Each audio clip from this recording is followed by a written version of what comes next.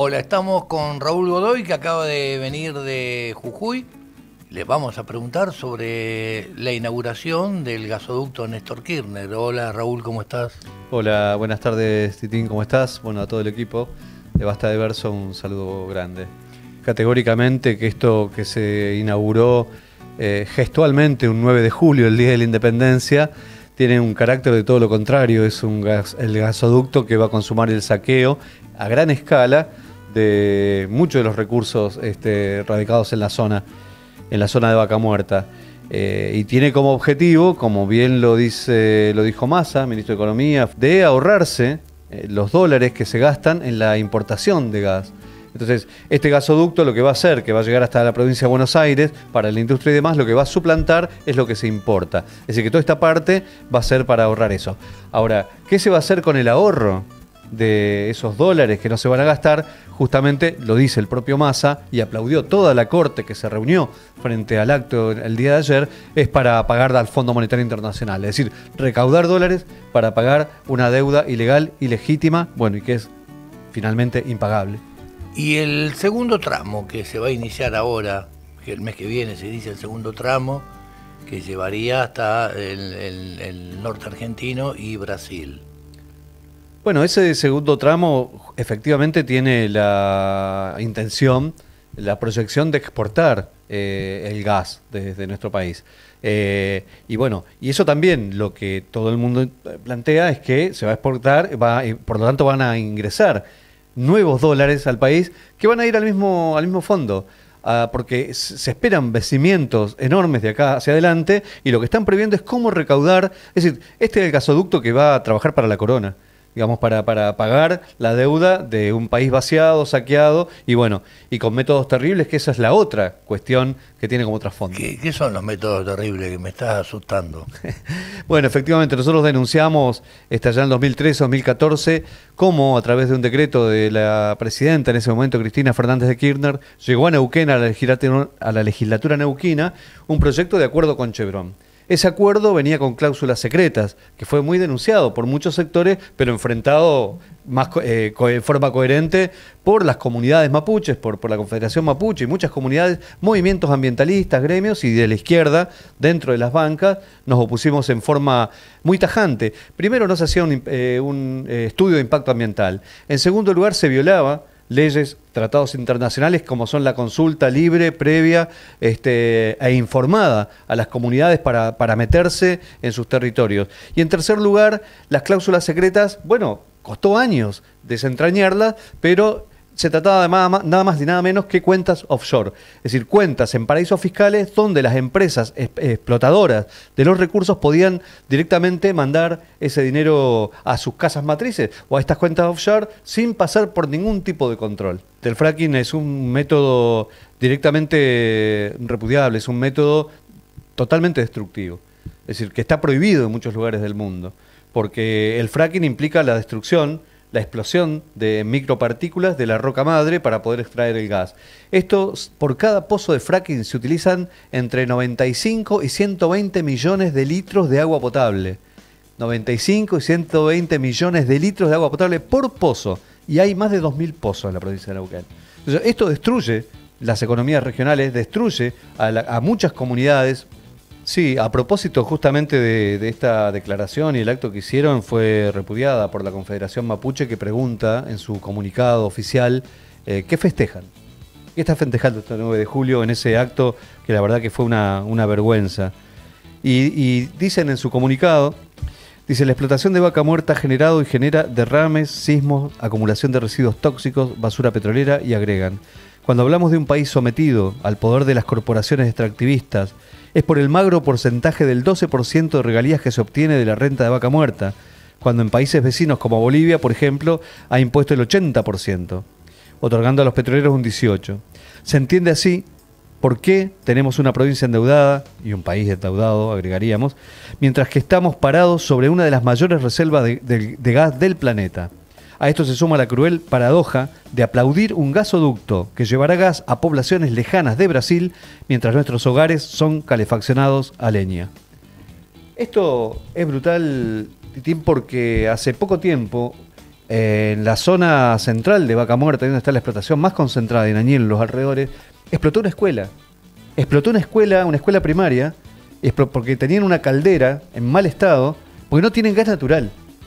Murió una docente y 2 trabajadores que estaban haciendo la refacción de esa escuela, murieron en esa explosión, porque no tienen gas natural. Se incendian casillas en la capital neuquina por falta de gas natural. Sin embargo, festejan récord de producción, récord, y ahora la cañería la festeja y la aplauden desde Graboy hasta Massa, todos juntitos, aplaudiendo este saqueo. Bueno, eso es lo que no va más. Raúl, ¿qué propone el PTS para la cuestión energética en nuestro país? Respecto a todo lo energético, nosotros, toda la industria hidrocarburífera tiene que estar nacionalizada. Tiene que estar bajo control de los trabajadores, los usuarios y también con las comunidades, con la integración de las comunidades originarias que se ven afectadas en sus lugares. Acá, el acuerdo con Chevron, por ejemplo, en esta concesión que se le dio, era por 35 años más 10. Es decir, casi medio siglo de concesión a la Chevron, a la multinacional norteamericana Chevron. Que esto es para extraer de eso, de ese lugar, es la cañería esta Néstor Kirchner. Entonces, nos parece importante cuestionar desde ahí, y obviamente, cuando fue el acuerdo con Chevron, nos decíamos, bueno, pero ¿cuál es la de ustedes? ¿Qué alternativa tienen? Bueno, nosotros presentamos un proyecto de ley en el Congreso Nacional, con nuestra banca, con Nicolás del Caño, en ese momento, acompañado por Miriam Bregman, también en su momento Noelia Barbeito, pero desde Neuquén, de nuestras bancas, la nacionalización del conjunto de la industria hidrocarburífera y del control de la energía nacionalizada y bajo gestión de los trabajadores y trabajadoras con los usuarios y comunidades afectadas. Nos parece muy importante esto porque es presentar una alternativa. No es la caricatura de esto o nada, sino pensar racionalmente, no en términos capitalistas, sino en términos sociales, digamos, en beneficio de toda la comunidad, como pensamos el uso racional de la energía y una política de transición hacia energías limpias. Y para eso también hay que buscar recursos. Bueno, el conjunto de la producción de energía eléctrica tiene que estar en manos de los trabajadores, desde la producción en el origen hasta el consumo domiciliario, porque es ahí donde hace falta, digamos, el control de los trabajadores y evitar que todo quede en manos de un puñado de capitalistas que solo piensan en la ganancia. ¿Qué tiene que ver lo que está pasando en Jujuy con Estados Unidos y China? Tiene mucho que ver.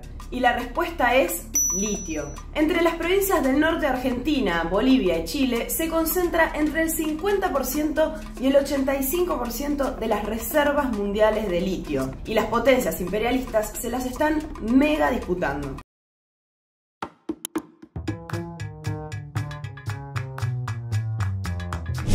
Raúl, volviste recién de estar unos días allá en Jujuy, esa provincia combativa, de lucha, y contanos un poco, ¿qué es lo que estuviste viendo por aquellos lugares tan lindos del norte argentino? Bueno, provincia fuerte, Jujuy, como bien decís, con una gran tradición combativa, y bueno, que viene golpeando en todo el escenario político nacional, ¿no? Cuando acá se hablaba todo de rosca y Jujuy emergió como un gran laboratorio de resistencia frente a los planes, justamente para el gran negocio que se prepara en Jujuy, que es el negocio del litio, digamos, donde todo el mundo está poniendo los ojos ahí. Estados Unidos pone los ojos sobre Vaca Muerta, sobre el triángulo del litio. Pero acá se preparan para hacer grandes negocios y necesitaban tener una provincia con 7 candados impidiendo la movilización popular. Por eso uno de los puntos de la reforma era multarte hasta si pisas la calle, prohibirte los cortes, prohibirte las protestas. Y bueno, y Jujuy, desde el fondo de Jujuy, de años de opresión y de explotación, se levantó, se puso de pie. Una huelga docente impresionante, que ya cumplió más de un mes, la huelga de las maestras primarias, que es impresionante verlo, se nota en las calles, el apoyo popular, la bronca contra Morales, porque aparte le mintió al electorado, la gente se siente defraudada. Mucha gente que votó a Morales es la que está hoy en las calles y en los piquetes con muchísima bronca, porque se sintieron directamente estafados. Y el caso de las comunidades collas, un componente muy fuerte en la provincia de Jujuy que tiene un impacto social importante, porque no son solo las comunidades como si uno las pensara aisladas en la Quebrada o en la Puna. Son miles de personas, es decir, que integran las comunidades, que son trabajadores y trabajadoras de la educación, que son trabajadores y trabajadoras de la salud, que son trabajadores en los municipios. Es decir, la clase obrera jujeña tiene un fuerte componente indígena y con mucho orgullo lo llevan adelante. Y entonces florecieron en las protestas las huipalas. Así como en Chile en su momento, o en Neuquén, la Huenufolle, la bandera de los mapuches, empezó a flamear como parte del desagravio al saqueo, a la explotación, al racismo de los gobiernos, que, como ha dicho nuestro compañero Alejandro Vilca, la mayoría de los funcionarios jujeños son blanquitos, rubicitos y tienen apellido extranjero. Son zonas muy extendidas, donde en algunos lugares el litio ya se está explotando, algunas comunidades han permitido, han llegado a acuerdo, pero en muchas no. Y eso es lo que están reclamando. Primero hicieron, en el contexto de movilización en la provincia de Jujuy, hicieron el tercer Malón de la Paz. Se juntaron, son alrededor de 300 comunidades collas, y con distintas etnias, pero esencialmente collas, que se movilizaron a la capital de San Salvador con una movilización masivísima. Al no ser respondido, ni siquiera los atendieron. Fue un desprecio absoluto por parte del gobierno de Morales y el PJ en la provincia de Neuquén. Bueno, se trasladaron a sus regiones a hacer cortes. Hay alrededor de 20 cortes, entre 25 cortes, 20 a veces fluyen, a veces más, a veces. Son todas comunidades que se ponen de acuerdo, digamos, y hacen, los comuneros sesionan en asambleas abiertas, ellos van resolviendo cómo hacen las medidas, cuándo abren, cuándo no, qué documentos hacen, y de hecho han hecho un documento del tercer Malón de la Paz, dirigido al gobierno, diciendo, porque ahora Morales sale a desmentir, diciendo que yo no les quería tocar las tierras, dice, ustedes no nos vinieron a amenazar que nos iban a tocar las tierras, ustedes ya se metieron con estas tierras, ya nos están desplazando, ya tenemos comunidades desplazadas, ya nos están privando del agua que utilizan para la extracción contaminante del litio, que la utilizan para la pequeña agricultura, para la ganadería, para todos sus emprendimientos. Bueno, porque también, al igual que el fracking, en un sentido, una de las formas de explotación del litio consume muchísima agua potable. Son 40 millones de litros de agua potable por explotación de litio. Entonces, por kilo. Por tonelada de litio. Entonces, esto es brutal para las comunidades, pues la vida misma. Han sido un motor muy impresionante, Carlos, porque se ha combinado con la lucha, con la huelga docente. Y bueno, y en estos días, por ejemplo, desde las comunidades han mandado emisarios. En Neuquén se le diría huerquén, ¿no? Huerquén es el mensajero, el que va, el que lleva y se relaciona con otros sectores, con otras comunidades. Allá en el pueblo Colla son los chasquis, son los mensajeros que van y se relacionan. Bueno, han mandado compañeros y compañeras enviadas a las asambleas docentes. Por ejemplo, estuvieron en la asamblea del CEDEM, que ustedes saben, se lanzó el paro, en un momento ellos arreglaron, levantaron las medidas de fuerza, a pesar de que había un sector de la base muy importante que les pedía continuar. Y bueno, fueron compañeros del tercer Malón con una carta diciéndoles, necesitamos coordinar acciones, necesitamos que ustedes hagan paro y nosotros vamos a fortalecer nuestra lucha, pero la lucha es en común. Entonces una parte de una directiva le dice, bueno, pero nosotros podemos juntar víveres, podemos colaborar de otra manera. Y un comunero, en forma muy digna, le dijo, nosotros acá no venimos a pedir nada. Nosotros venimos a coordinar acciones y venimos a reclamarle que un sindicato haga paro, porque esta situación nos afecta a todos. La reforma constitucional, fíjate el grado de conciencia política que trasciende el de la comunidad y tienen una lectura del conjunto de la situación, que es estrictamente política. Acá no se trata de salario solamente docente o de una demanda aquí o allá, ni siquiera una demanda propia de la comunidad. Ellos han entendido que es un problema social de conjunto y así lo están manifestando, y con esa firmeza están manteniendo los piquetes, que es impresionante. Después de 6 horas, por ejemplo, de retención, cuando abren, bueno, me tocó estar ahí, pude compartir con ellos, los autos pasan tocando bocina, aplaudiéndolo, se baja la gente, los saluda. Es impresionante la lucha y eso es lo que ha tenido contra las cuerdas y tiene hoy contra las cuerdas al gobierno de Morales y su consenso con el PJ. ¿Y cómo se puede lograr una derrota de la reforma y una derrota de la política reaccionaria que tiene Morales? Bueno, venimos planteando allá, y es un diálogo que hay con muchas comunidades, incluso en una asamblea de docente de Humahuaca, por ejemplo, se votó la necesidad de un encuentro provincial de trabajadores ocupados, desocupados, con las comunidades, hacer un solo plan de lucha, con un paro provincial, incluso con la exigencia, lo votó así la asamblea de docentes en Humahuaca, a la CGT y a la CTA de un paro nacional. Es decir, unificar la lucha que está, porque si no pareciera que la lucha en la ciudad es una cosa y los piquetes son otra. Sin embargo, no está lleno. Nos contaban otra anécdota que es muy gráfica. Por ejemplo, en el norte, el gremio del CEDEM había levantado el paro, entonces los trabajadores de la educación secundarios ya volvieron a las clases. Dice, nosotros tuvimos que volver a las clases, vamos a las clases y están las aulas vacías, porque la gente no viene. porque los estudiantes no vienen, porque son de las comunidades y están en los piquetes. Y si no están en los piquetes, lo hacen en solidaridad. Entonces es verdaderamente emocionante ver cómo el proceso es muy profundo, porque no se trata de una demanda puntual, es un reclamo contra la opresión, contra la explotación, y bueno, tiene un arraigo enorme en las comunidades y en los sectores de trabajadores. Muy bueno, Raúl.